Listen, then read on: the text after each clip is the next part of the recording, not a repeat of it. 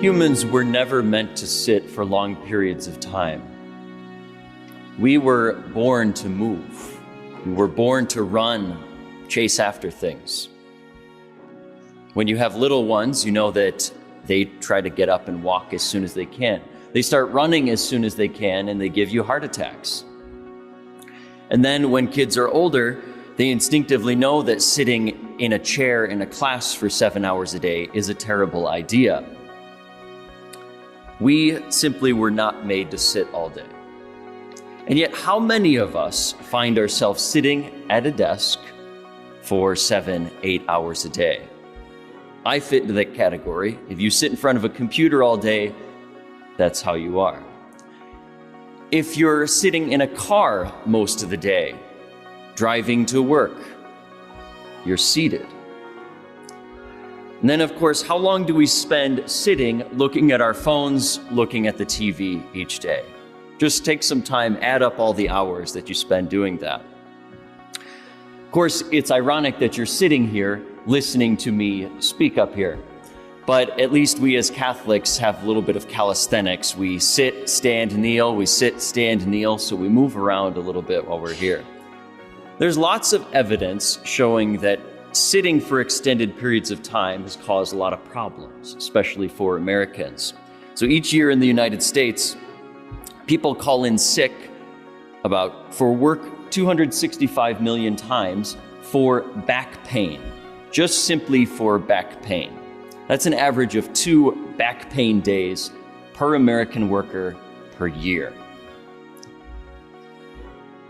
And it shouldn't be surprising, because lots of these problems come from the fact that we're sitting all day long.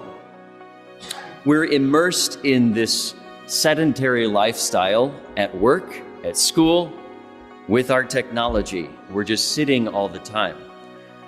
Now, you may think that I'm too young for this, but I have to admit that I too, from time to time, will have some back discomfort. And I think that's in no small part due to the fact that I'm sitting in front of a computer at a desk for most of the day. Sitting in a comfortable chair with a nice comfy cushion under my rear, with a nice comfy neck rest. I don't have to keep myself balanced. I don't have to use my spine or my back muscles to keep myself upright. My body is supported in that chair 100%. And because of that, I don't want to get up. Sounds a lot like a man from the gospel today. We've got this man named Bartimaeus sitting at the roadside. Not only that, he's a beggar. And not only that, he's also blind. This guy probably doesn't get around very much. He's probably not walking a whole lot. And so it's likely that he's sitting all day long. But of course, Bartimaeus doesn't want to continue on that way. He wants to see. Now, normally the focus in the story is about Jesus curing the blindness of Bartimaeus. That's normally the focus of this. But is it just blindness that Jesus wants to cure? Is it something else too? Why would Bartimaeus want to see? If you're sitting in your own world all day, if let's say you're sitting in your couch and you've got your phone and that's your world, then why would you need to be able to get out and see the rest of reality? You're quite comfortable where you're at. But Bartimaeus wants to see that reality outside of his own little world. He wants to move, he wants to get up and get out of this comfort zone. But in order to see the broader reality, he has to get up. Why? Because Jesus is not going to come to him. He's got to get up and go to Jesus. Growing up in my home, there was a line commonly used. Get up off your duff. For those of you who don't know what that means, it means exactly what you think it means. Get up and move. Get up and go outside. Go do something. Because if you need to get something done, sitting and vegging all day is not going to do it. And so no matter how much Bartimaeus shouts out, cries out to Jesus, it's not going to do a whole lot because something's holding him back. Notice that when he gets up, it says he throws aside his cloak. What's the cloak? You can imagine that that's like a weighted blanket. Lots of people use weighted blankets to help them put themselves to sleep. It's good when you need to put yourself to sleep. It's not good when it's in the middle of the day and you need to get stuff done, because that's keeping you weighed down. And so by Bartimaeus taking this cloak and throwing it to the side, he's leaving behind that old life, leaving behind the life of a beggar, the life of blindness that is closed off to the whole reality of the world outside of him. Brothers and sisters, the goal of the Christian life is to take us from sitting on the ground and blind to getting up and moving, being able to see the path that's in front of us.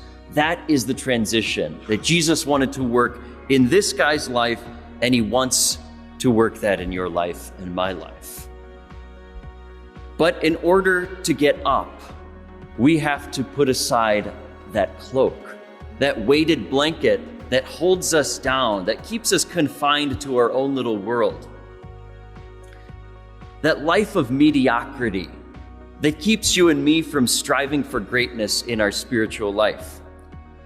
The things that we need to throw aside that keep us entrenched in sins, the phones, all the technology, everything else that becomes an idol for us and keeps us from fostering a relationship with God. What is the cloak in your life that's keeping you weighed down from following Jesus completely? Jesus doesn't just want to cure our blindness. He wants to cure our spiritual sedentariness. It's almost like Jesus is saying to Bartimaeus, I'm not coming to you. You need to get up off your duff and come to me. And so the same thing is that we were made to move. We were made to be on a journey, and Jesus knows that. That's why he walked with his disciples. He didn't sit in a classroom and teach them. He walked along with them because they needed to move and follow a path. Now, you might not be able to get up from your desk at work or from school. I can't give you that permission to leave all that behind.